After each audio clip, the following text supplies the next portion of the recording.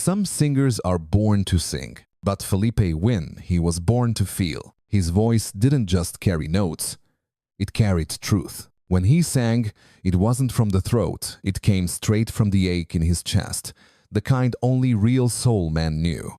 Smooth like silk, sharp like pain. And every time you heard that trembling falsetto slide across a record, you knew it was him, the voice, that could make grown men cry and make women close their eyes, remembering someone they once loved. He wasn't the flashiest. He wasn't the richest. But he was the realest.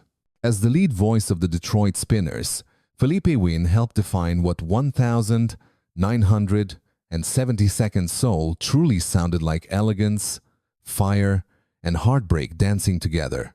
From "I'll Be Around" to "Could It Be I'm Falling in Love." His tone made the world stop for 3 minutes at a time. Even Stevie Wonder called his sound liquid gold. But behind that velvet voice was a man who carried pain since childhood.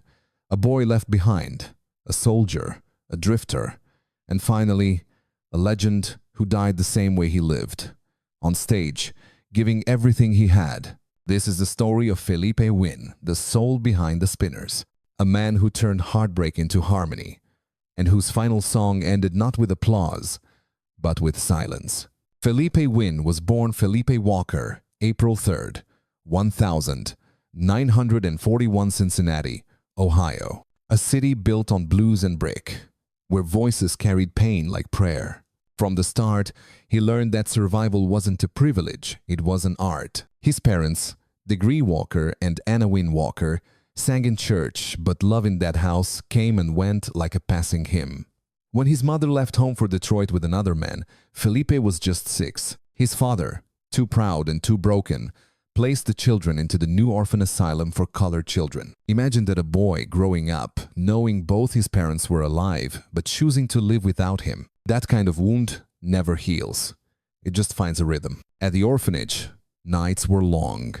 The halls echoed with cries and gospel humming. But Philippe had something the others didn't, a sound. He'd hum old church songs into the dark until sleep took him, voice trembling like a candle in wind. That's how he survived. He sang his way through the silence. After 5 years behind those walls, Philippe and his brother Michael couldn't take it anymore. One night, they ran. Michael went to Detroit searching for their mother. Philippe stayed behind in Cincinnati, torn between blood and abandonment. He worked odd jobs, anything that kept him moving. And at 15, desperate for purpose, he lied about his age and joined the US Army. The Army didn't just give him a uniform, it gave him escape. He learned the discipline, structure, and pain all over again. He worked as a medical specialist, treating wounds on the outside while nursing his own inside.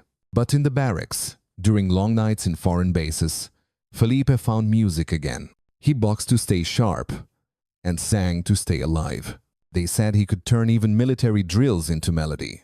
And one night, performing at a small bass club, he met a man who'd changed his life, Otis Redding, the god of soul himself. Otis heard him sing and said, "That boy got fire in his throat."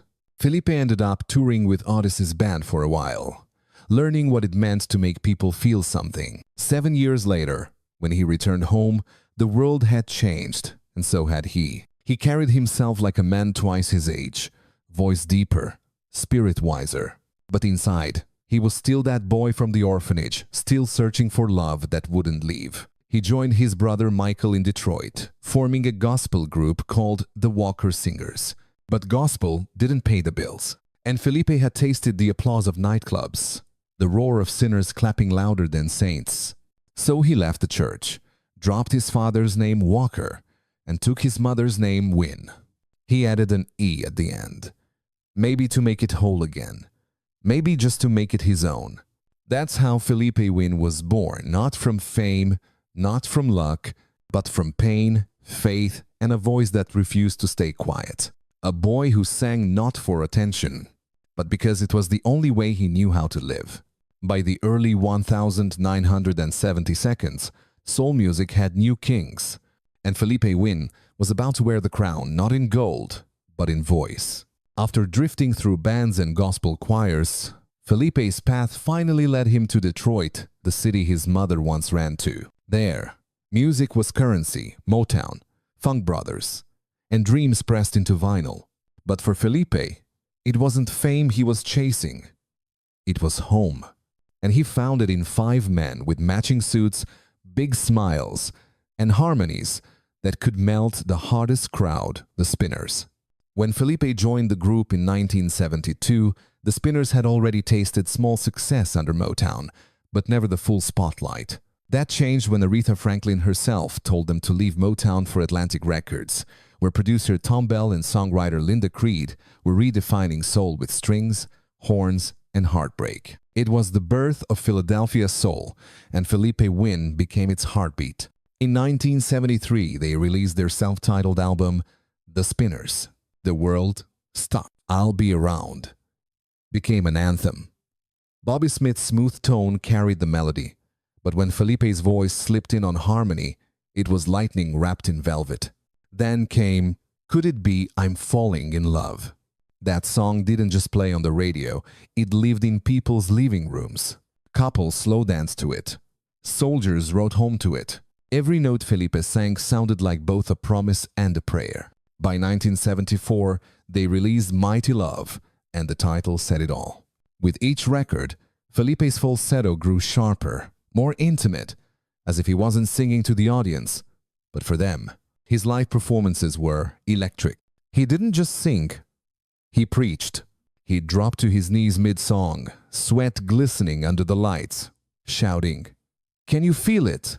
And the crowd always could. When the Spinners performed Sadie in 1974, something shifted. That song, a son's tribute to his mother, became personal for Felipe. He'd lost his own mother to distance, not death, but the ache was the same. When he sang, "Sadie, don't you know we love you?" the band swore they saw tears behind his glasses. Audiences didn't just hear that song, they felt it in their bones. By 1975, they were unstoppable. Games People Play, One-of-a-Kind Love Affair, and The Rubber Band Man. Each song another chapter in the book of American soul. They were men from Detroit who'd turned pain into platinum. And Felipe was their engine, the mix of gospel, fire, and street rhythm no producer could ever design. He was flamboyant, eccentric, sometimes reckless. But on stage, he was divine. Fans called him Soul Wynne, because that's what he gave every time he opened his mouth. Soul that won you over. Soul that stayed after the lights went out. By the mid-70s, the Spinners weren't just a group. They were a movement, the sound of romance before disco, the last breath of true love songs. And at the center of it stood Philippe Wynne, a man who had turned survival into song and heartbreak into harmony. For a while, it seemed he had finally outrun his pain. But in the music industry, applause can be the loudest kind of loneliness. And soon, that silence would find him again. By 1977, Philippe Wynne had the world gold records. Fame, women screaming his name. But sometimes, success whispers, lies louder than failure. People around him started saying the same thing. You don't need the Spinners. You are the Spinners. It was the same poison that had broken so many soul groups before: ego, money, the myth of me. Felipe began to believe it. He wanted his name in lights. He wanted the group renamed Philippe Wynne and the Spinners. But the others, Billy Henderson, Henry Fambro, Purvis Jackson, they said no. They'd build that legacy together, and they weren't about to let it become one man's crown. The tension grew. Rehearsals turned cold.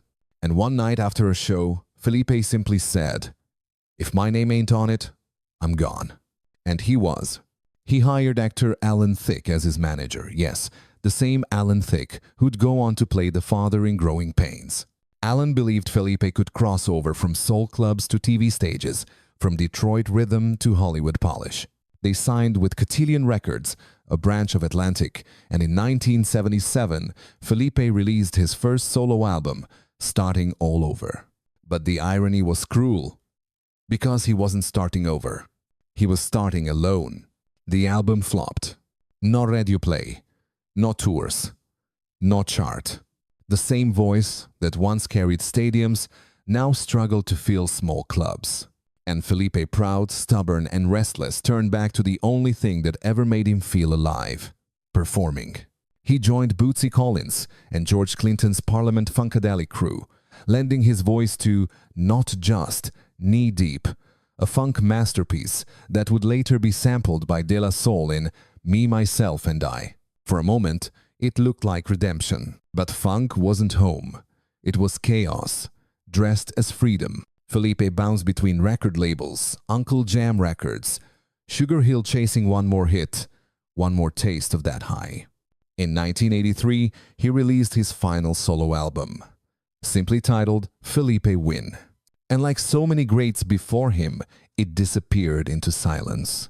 Then came the road, endless nights, cheap motels, small-town bars. He played wherever someone remembered. The Spinners. No entourage, no big lights. Just Philippe and a microphone. On Friday, the 13th of July, 1984, he was performing at a small club called Ivy's in Oakland, California. About 200 people in the crowd. He gave everything that night: sweat, laughter, soul. The crowd begged for encores. He kept coming back, singing as if he could outrun time itself. And then it happened. During the song Love Don't Love Nobody, the song that made him immortal, he dropped the mic. And then he fell, right there in the audience, surrounded by fans who thought he was still performing. He was 43 years old. A nurse and 2 police officers tried to revive him, but it was too late. His heart, the same heart that carried 1,000 songs, simply stopped. At his funeral, only 8 people came. 8. For a man whose voice had once filled arenas. Maybe that's the cruel truth of fame. It amplifies your voice, but not your life. And Philippe Wynne, the man who once made the world dance, died in the quiet, his music still echoing somewhere between heaven and heartbreak. When news broke that Philippe Wynne had collapsed and died on stage, the music world didn't quite know how to react. There was no breaking headline, no midnight tribute special, just a quiet rumor traveling through radio stations and record stores. The voice from the Spinners is gone. For those who knew, it felt like losing a piece of soul itself. Because Philippe wasn't just another singer, he was a feeling. He sang pain the way poets wrote it, with elegance and fire.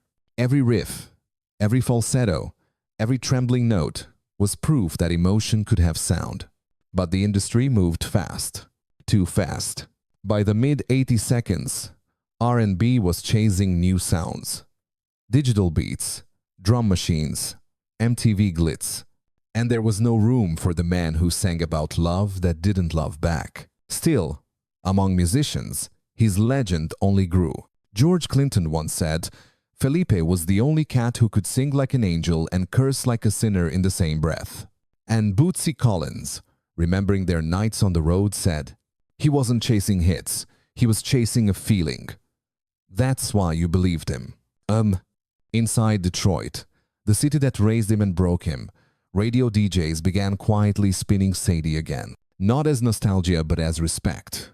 Because that voice, that trembling, gospel-born, heartbroken voice, had defined a generation's idea of love. Meanwhile, the Spinners kept performing. Decades rolled on. New members came and went. But they never forgot the man who gave their harmonies a soul. In interviews, they spoke his name softly like a prayer. Henry Fambro, the last surviving original member, once said, when we sing Love Don't Love Nobody, I still hear him in my head. It's like he never left the stage. And maybe he didn't. Because Philippe Wynne's story, a child of pain, a man of melody, a soul that burned too bright, became a mirror for what American soul really is. Beauty born from struggle. Today, younger singers from Maxwell to Anderson, Pac cite him as an invisible influence. That raspy tenderness, that fearless vulnerability, it all traces back to him, to the man who turned loneliness into harmony. Detroit eventually honored the Spinners with a star on the Hollywood Walk of Fame and a place in the Vocal Group Hall of Fame. But for many fans, the real tribute to Philippe Wynne happens every time. Could it be I'm Falling in Love comes on late at night? Because his voice still does what it always did. Make you stop, close your eyes, and feel something too deep to explain. Philippe Wynne never chased immortality. He sang it into existence. They say some voices fade when the lights go out. Philippe Wynne's never did. Even now, decades later, you can still hear him somewhere between a whisper and a wail, telling the truth about love, loss, and loneliness. He didn't just sing soul music. He was soul music. Every time a record needle touches Sadie, every time someone hums, "Could it be I'm falling in love?" that voice returns smooth, trembling, holy. A reminder that some emotions can't die because they were never born from this world to begin with. Philippe Wynne lived the kind of life the industry doesn't talk about, the kind that doesn't end in mansions or awards, but in motel rooms, empty dressing rooms, and the echo of applause that fades too fast. But maybe that's what made him pure. He didn't chase charts. He chased connection. And in doing so, he gave a generation of dreamers, black, poor, hopeful, a reason to believe that beauty could come from broken places. For Detroit, Philippe's story is gospel. For the Spinners, it's legacy. And for anyone who's ever sung alone in the dark, it's a promise that your pain can still sound beautiful if you let it out. When he died on stage that July night, microphone slipping from his hand, some said it was tragic. But those who knew him best said it was poetic. He left this world the way he lived, mid-song, mid-breath, mid-heartbeat, giving everything he had to the music, until there was nothing left to give. His son Emmanuel Wynne, who died years later trying to save another man from drowning, was cut from the same cloth compassion born from courage. Even in death, the Wynne name carried the same spirit. Love that gives, even when it costs everything. And so, Philippe's legacy isn't just the records or the tours. It's the echo. It's the way his falsetto still finds you when you least expect it.